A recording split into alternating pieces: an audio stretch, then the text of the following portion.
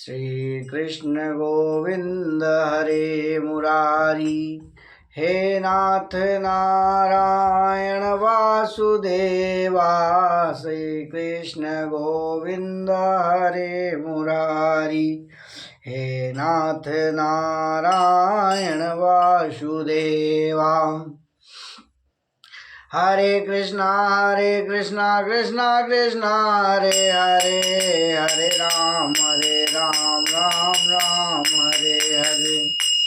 हरे कृष्णा कृष्णा कृष्णा हरे हरे, हरे राम राम राम हरे हरे। हरे कृष्णा कृष्णा हरे हरे, हरे राम राम राम हरे हरे। हरे कृष्णा कृष्णा हरे हरे, हरे राम राम राम हरे हरे। हरे कृष्णा कृष्णा हरे हरे, हरे राम राम राम हरे हरे।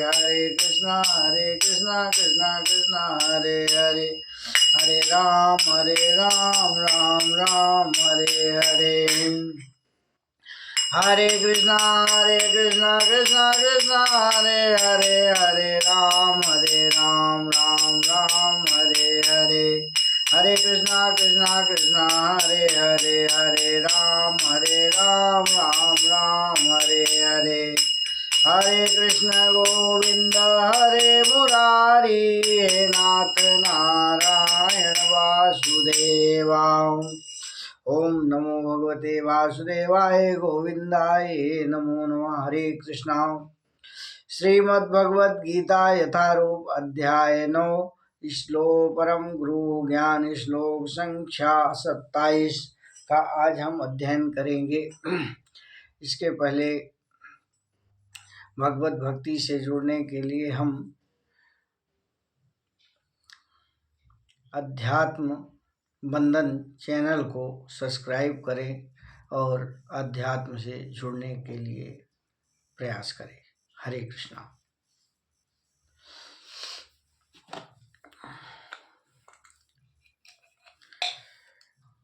यत् करोषि यदश्वासि, यद् करोषि यदश्वासि, यजुर्होषि ददासि यत्, यत् पश्यसि कौन्तेय तत् कुरुष्व मदर्पणम्। यदत् करोषि यदश्वासि, यजुर्होषि ददासि यत्, यदप्यसि कौन्तेय तत् कुरुष्व मदर्पणम्। इस श्लोक में भगवान अर्जुन से कहते हैं कि हे कुंती पुत्र, तुम जो कुछ करते हो, जो कुछ खाते हो, जो कुछ अर्पित करते हो या दान देते हो, और जो भी तपस्या करते हो उसे मुझे अर्पित करते हुए करो। भगवान इस श्लोक में कह रहे हैं कि हे कुंती पुत्र, तुम जो भी खाते हो, जो भी पीते हो, जो भी अर्पित करते हो, जो भी दान करते हो, वह सब हमारे नाम से अर्पित करो, मुझे अर्पित करके, और उसका प्रयोग करो। तात्पर्य है कि ये इस प्रकार से प्रत्येक व्यक्ति का कर्तव्य है कि वह अपने जीवन को इस प्रकार ढाले कि वह किसी भी दशा में कृष्ण को न भूले। प्रत्येक व्यक्ति को अपने जीवन निर्वाह के लिए कर्म करना पड़ता है। कृष्ण यहाँ पर आदेश देते हैं कि हर व्यक्ति उनके लिए ही कर्म करे।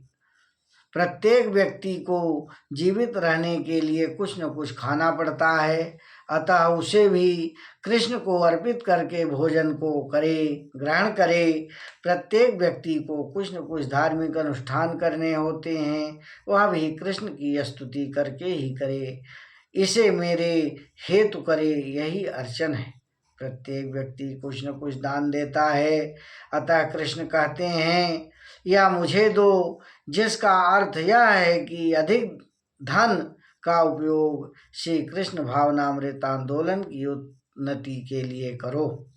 आजकल लोग ध्यान विधि के प्रति विशेष रुचि रखते हैं, यद्यपि इस युग के लिए यह व्यवहारिक नहीं है, किंतु यदि कोई 24 घंटे में हरे कृष्ण का जप करता है तो और माला करे तो वह निश्चित रूप से महानतम ज्ञानी और ध्यानी योगी है, जिसकी स्तुति भगवत गीता के 6 अध्याय में की गई है।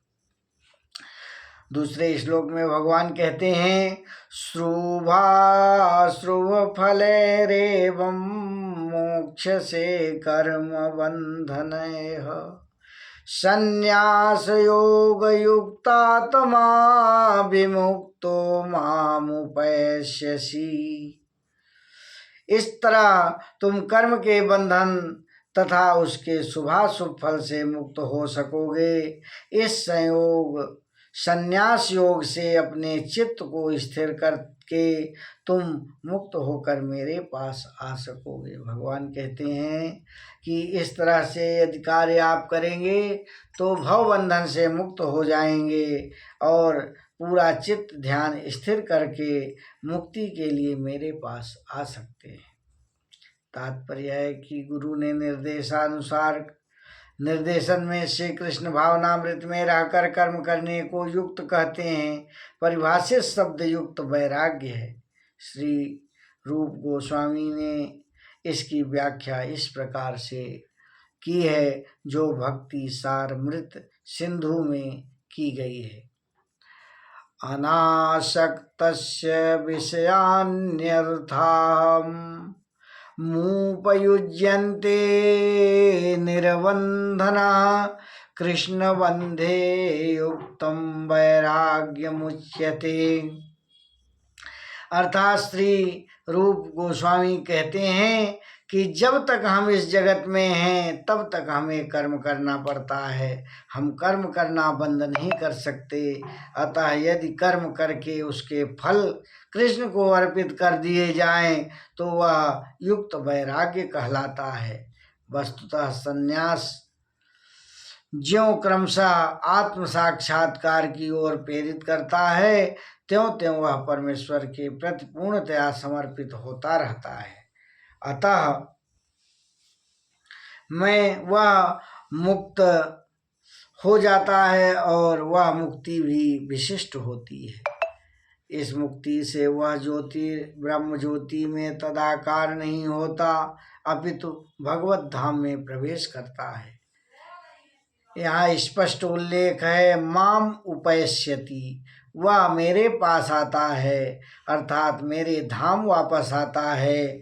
मुक्ति की 5 विभिन्न अवस्थाएं हैं और यहाँ पर यह स्पष्ट किया गया है कि जो भक्त जीवन भर परमेश्वर के निर्देश में रहता है वह ऐसी अवस्था को प्राप्त हुआ करता है, जहाँ से वह शरीर त्यागने के बाद भगवत धाम जा सकता है और भगवान के प्रत्यक्ष संगति में रह सकता है। जिस व्यक्ति में अपने जीवन के भगवत सेवा में रत रहने के अतिरिक्त अन्य कोई रुचि नहीं होती, वह वास्तविक सन्यासी होता है। ऐसा व्यक्ति भगवान की परम इच्छा पर आश्रित रहते हुए अपने को अपना नित्य दास मानता है।